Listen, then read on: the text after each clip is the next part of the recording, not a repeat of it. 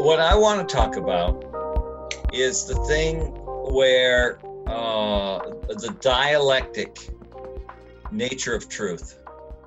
Okay. Where I could be telling you something that I completely believe is true, and you are see it completely as false. Yep. And then it's that thing about we each have our own truth, you know?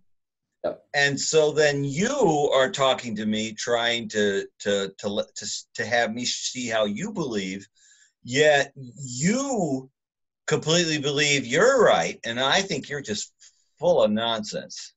Yep.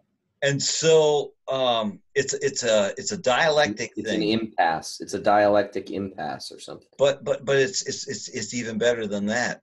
I think this happens not just once in a while, but on a regular basis, where we actually are correct in our view. And it's that we're both seeing a different slice of the truth, but don't see how it's compatible with the slice that you see. And so... Well, let's even go back, not to make it too political, but let's go back to the crisis in 2008. The economists all agreed that what we did to deal with the crisis was not the correct solution. They either wanted much less or much more intervention. And we picked a middle path that everybody said was wrong, but the right path was either this side or this side. And so it's maybe something like that, where either one of those options would be better than the path we're on. So both people were right. Maybe they were wrong. Move this way, or we should move that way. Or maybe they were wrong. We needed to be in the middle and do a little of both. And here's the other thing. This is one of the things I do like about, again, Jordan Peterson. I do like where he says, and I may misunderstand what he's saying, but that he thinks that before you go telling somebody what you think, you should figure out what they believe first, and then understand them. And I do think he does that in his interviews. I mean, a lot of times, you know, he'll go, "Oh, I see," you know. And sometimes when they're messing with him, when he says "I see," I think that's one of his spells. I just sort of like, "Oh no, he just said I see. Oh no, I'm in trouble." He now understands. Yeah. I see. I get it. I get it. Yeah. I get it. I know where you're coming from now. Yeah. Now watch me tie you into a knot. I thought we were having a friendly conversation, but now I understand. No. And in fact, I could see us having a conversation with him, and we think we're just sort of happy-go-lucky. We are in our own little truth. And and then he goes, "Oh, I see," and we go, "Oh no, I see." So anyway, so and I think this is what happens with that whole thing about if you think you know what God is thinking, you're an idiot, and or you've deceived yourself. And I also think it's this thing about self-deceit is so powerful, where it's not just that we can each see a slice of the truth and think the other guy's wrong. But there are also cases where if you've decided you're right, that there's something in the universe which encourages self-deceit. Yep. So that early on, I have an opportunity to go either way. But once I go down that path, I'm all in. And it's only something that's a traumatic event or a surprise, or takes me out of my normal thinking or routine, or puts me under stress somehow, or whatever, which makes me take a second look and reconsider.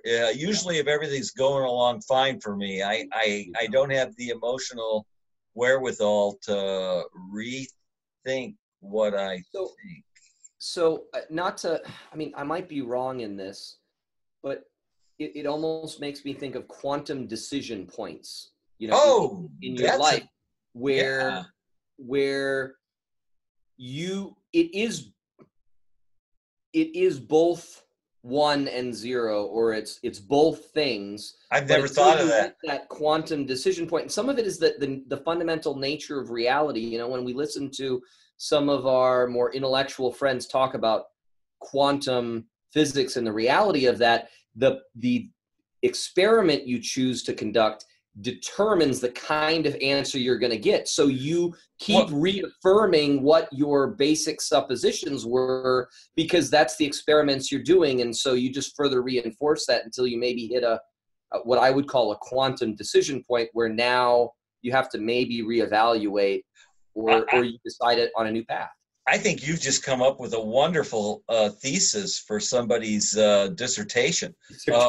Yeah, because you take this thing from physics with the quantum mechanics and how freaky it is, but it works, and we know it works, and then you take and apply that to the dialectic truth of, you know, I don't know, psychology or mental states or whatever, and then show how, you know, well, yeah, they're both true at the same time.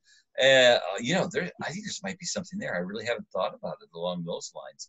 I just always thought about it, the fact that the truth is bigger than we can understand, and also this is another thing. And stranger. Oh, very much stranger, but not just that. And here's where I wanted to go with it and talk to you about. But this was where I, you know, I told you I was thinking of something, and you mentioned a discussion I had earlier, and I said no, it had nothing to do with that.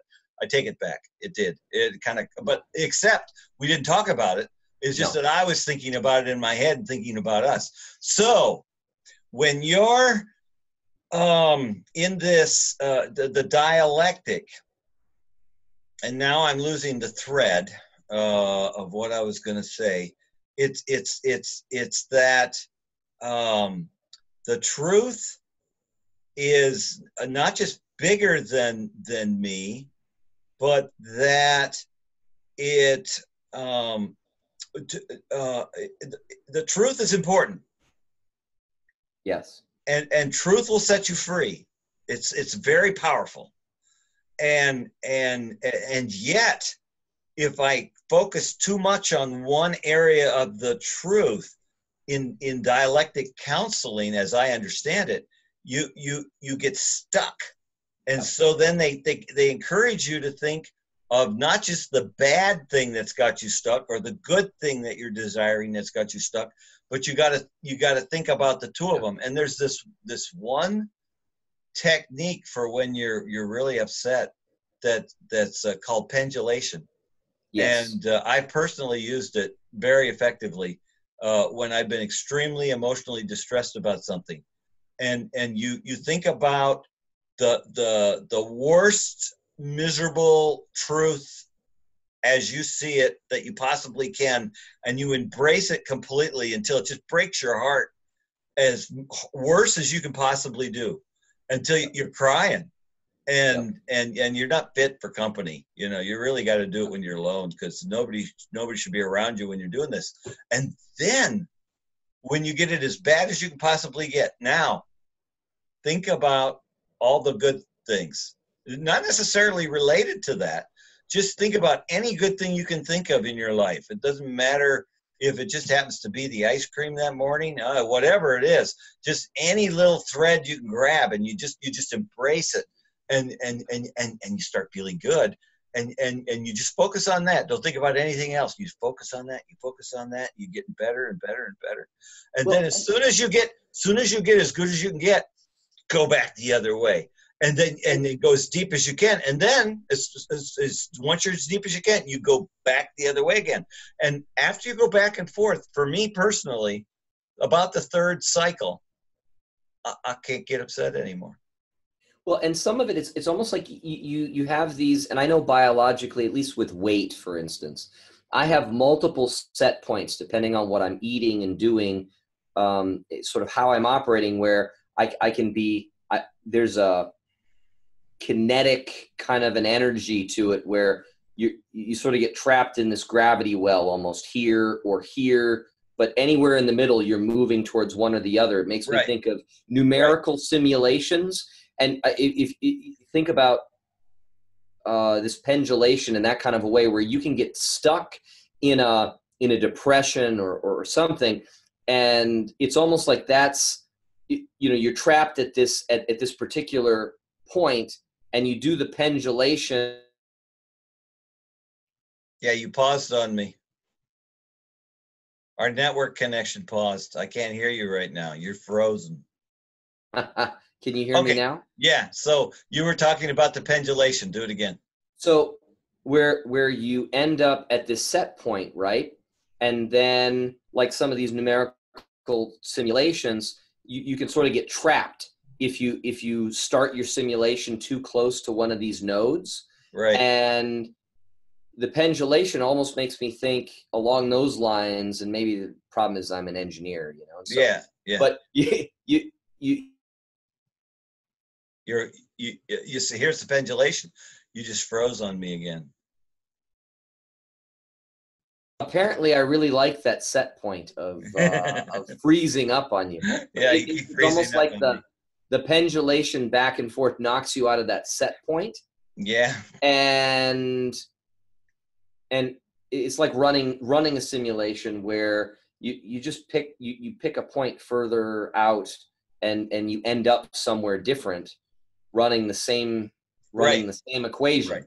Right. That's sort of you're I mean, to oversimplify. And there you locked up again.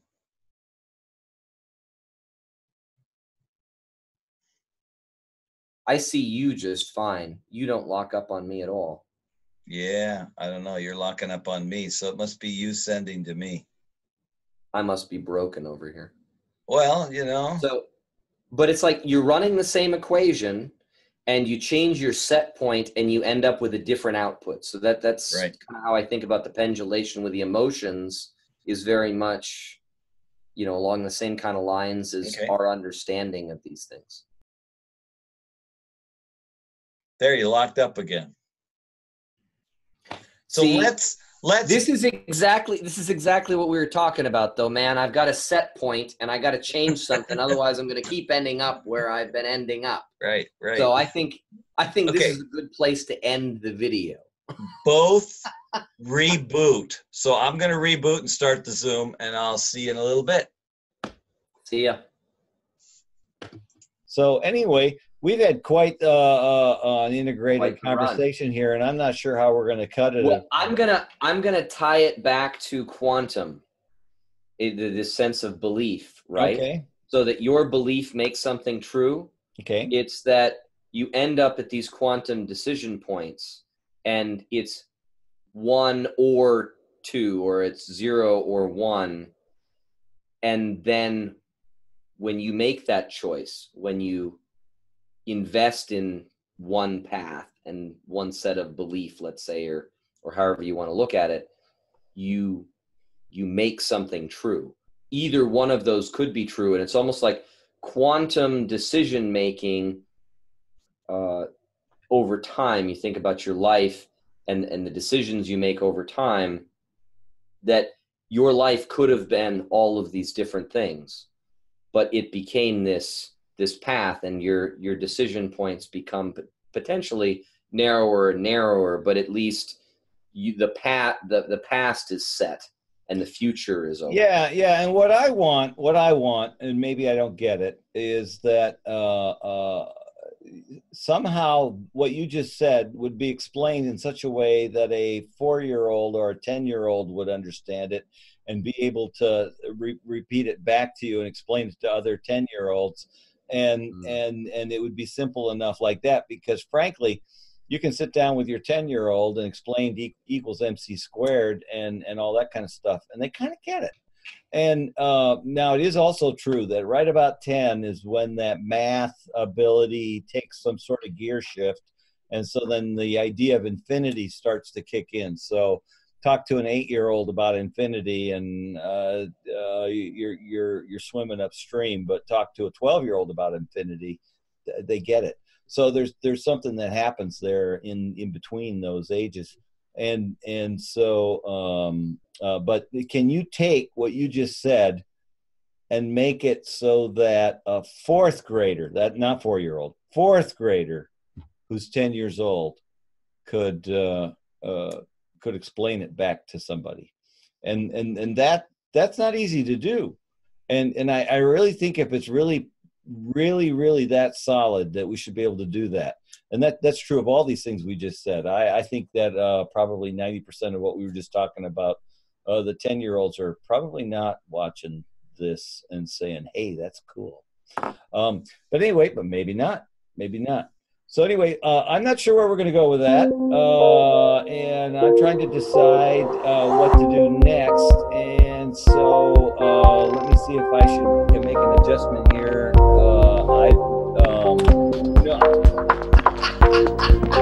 So if I sit here and stare at you, do you think that maybe